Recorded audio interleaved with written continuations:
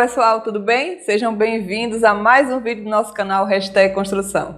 Vamos continuar o papo sobre agrotóxico com a engenheira Marina Bezerra. É isso aí.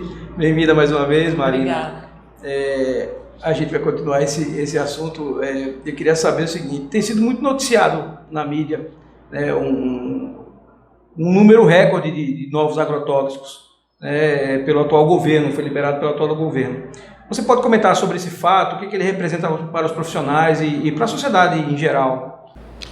Então, como o assunto do agrotóxico ele chama muito a atenção porque ele envolve aí o nosso alimento, a nossa vida, né? Então mexe com a sociedade como um todo e os profissionais também, por um lado, se sentem extremamente pressionados, enfim, né? Ou então discriminados, né?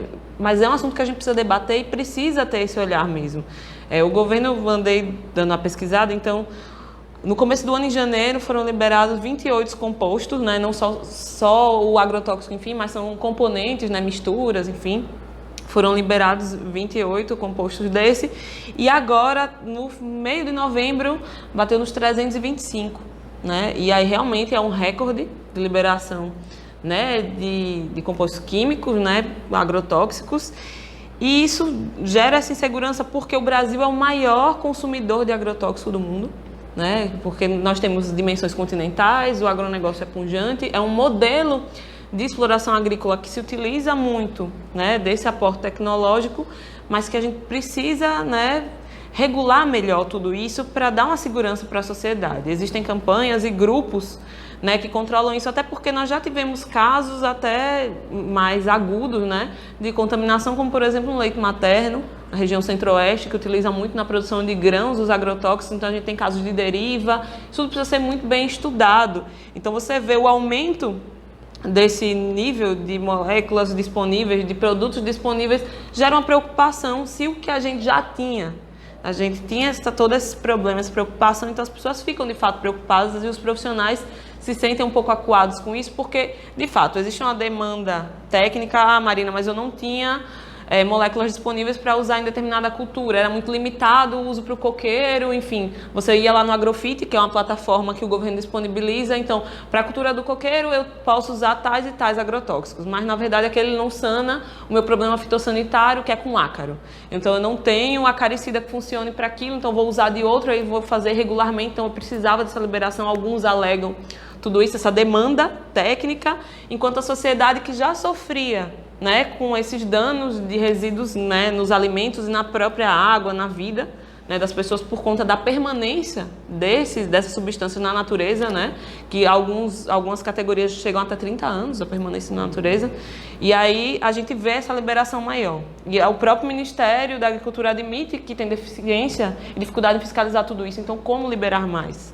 Então é esse dilema que está posto, então os grupos começaram a se organizar, então a gente tem recentemente no Ceará, um deputado federal conseguiu que fosse revogada e suspensa a liberação de 63 desses agrotóxicos liberados recentemente. Então, alguns deles, inclusive, danificam a polinização. Então, você não danifica só a saúde a longo prazo, você danifica a própria agricultura, né? Então, eu acredito que a gente já tem um nível de ciência, tecnologia e engenharia para pensar em um modo mais seguro de utilizar e de produzir alimentos. Então, isso tudo precisa ser muito bem pensado, manejado, chamado para consultas públicas de uma forma mais ampla e real para esse debate vir para o campo e para a cidade também, né? Para que isso não seja feito de uma forma indiscriminada. Então, esse debate, né, essa agonia e essa polêmica, ela precisa ser gerada para que a gente possa refletir sobre um caso que gera problemas reais e a longo prazo e de larga escala.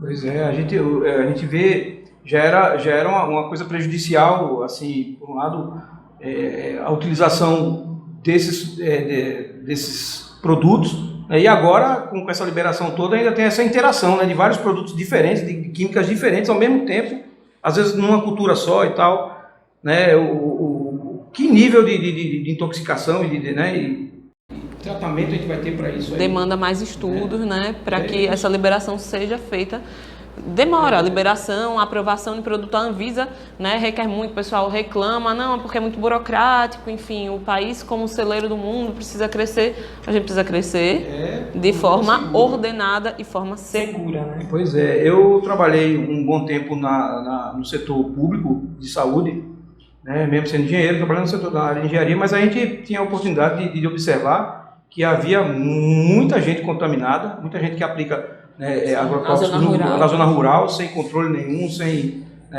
a quantidade de doenças, não só cancerígenas, mas assim, vários tipos de câncer, mas... Sim, os piretroides têm algumas moléculas que geram problemas como depressão, infertilidade, né? O câncer não é o único problema que gera, né? E ainda é muito oculto, é difícil de rastrear isso na área de saúde, porque você não tem um diagnóstico claro, né? Tem muitos grupos que se debruçam com isso, existe a campanha permanente contra os agrotóxicos, que se debruçam em artigos, né? Então não é uma militância meramente política, enfim, é uma coisa que para a gente analisar, os dois lados precisam sentar e conversar sobre isso. Esse grupo tem se debruçado sobre isso. Por exemplo, eles colocam dados de um grupo internacional, deixa eu tentar lembrar o nome, uma sigla em inglês que me fugiu agora, mas que 44% dos agrotóxicos usados no Brasil já são proibidos na Europa, por exemplo, né?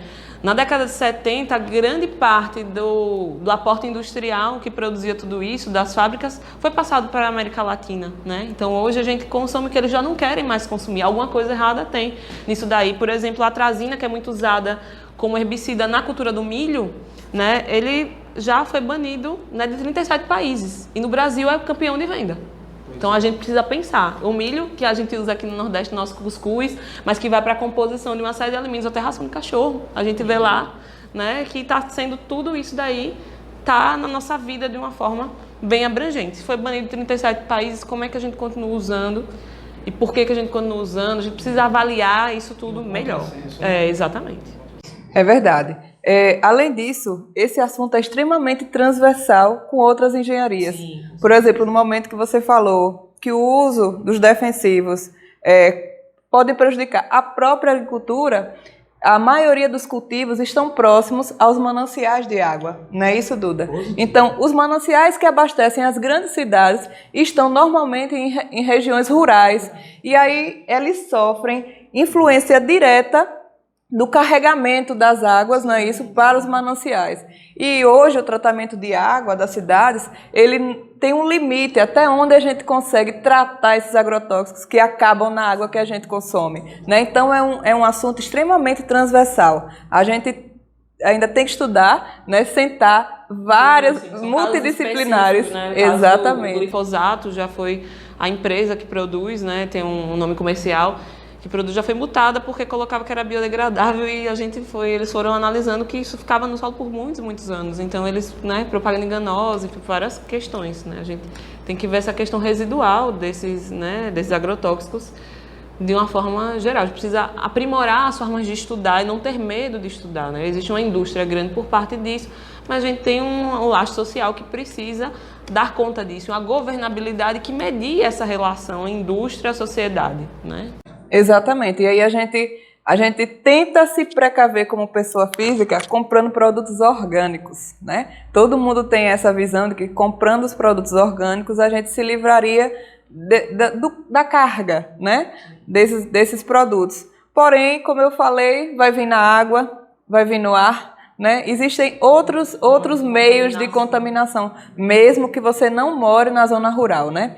Mas existe ainda, Marina, alguma alternativa viável para reduzir o uso desses produtos? Então, você citou bem, né? Existe a agricultura que se utiliza dos agrotóxicos, é um modelo de produção que a gente fala do pacote tecnológico, que utiliza maquinário, que está, né, muitas vezes a serviço das grandes propriedades. É uma lógica que dá conta de uma produção em larga escala, teoricamente, mas vem um contraponto do modelo agroecológico, né, que é uma ciência que estuda uma forma sustentável economicamente, né, uma forma de se relacionar econômica e socialmente e ambientalmente com a produção de alimentos e com a reprodução da vida, inclusive, né? Então, tem países que investem nisso, que colocam metas, né? A Dinamarca teve uma fake news que veiculou, disse, a Dinamarca vai atingir em 2020 100% da produção orgânica.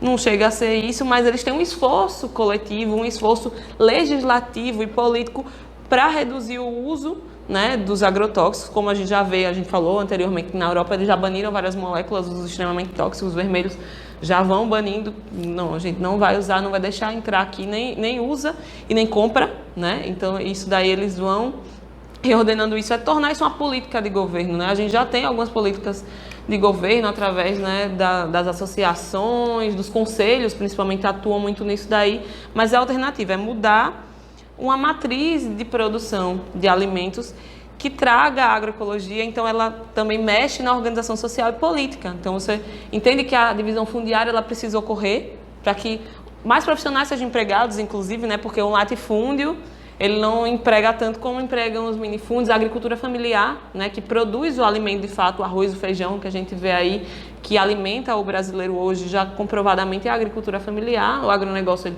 exporta muitas commodities, que movimentam a balança comercial do Brasil, isso é inegável, mas a produção de alimentos ela é feita pela agricultura familiar principalmente. Então, um modelo de agricultura que faça essa questão social valer, é um modelo de agricultura que está ligado ao orgânico também, não somente. É claro, a gente vê a agricultura familiar que produz, né, pela matriz do agronegócio, que utiliza os agrotóxicos, né, mas enfim, que utiliza o pacote tecnológico que trazem os agrotóxicos. Só que uma aposta na agricultura orgânica e na agroecologia, que é uma nova ótica de compreender a produção de alimentos e de compreender a organização social, inclusive que traz a necessidade de uma agricultura urbana e periurbana, que é de você usar os cinturões verdes, né, no perímetro das cidades, então você vai ter um gasto menor com transporte, com toda a logística, né, utilizar esses terrenos, né, subutilizados, associações, é trazer empregabilidade, né, você utiliza muito hortaliça, que tem um tempo pequeno, né, então de degradação, enfim, então você pode trazer essa produção para próximo das cidades e trazer isso tudo para sanar problemas sociais também. A agroecologia traz essa vertente que a gente precisa trazer para as políticas públicas, estabelecer metas, né, a gente de redução. E aí tem um manejo integrado de pragas também, que já é utilizado, né, já consta como indicação dentro dos receituários agronômicos, que não é a aplicação indiscriminada, mas é que você usar inimigos naturais, né, ao invés de você utilizar já o agrotóxico você matar, você dá uma enganada no inseto, né? Você tem aqui no Nordeste já empresas que trabalham, por exemplo, com macho estéreo da mosca da fruta. Então ela engana a mosca, ela vai achar que vai se reproduzir, mas enfim, ele libera machos estéreis e aquela mosca não consegue ter o nível de produção e não consegue mais infestar as culturas frutícolas, por exemplo, né?